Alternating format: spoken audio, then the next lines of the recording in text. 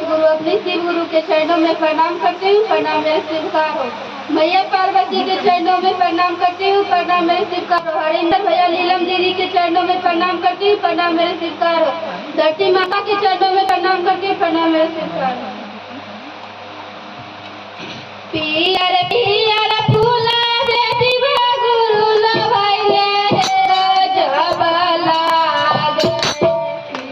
पियर फूला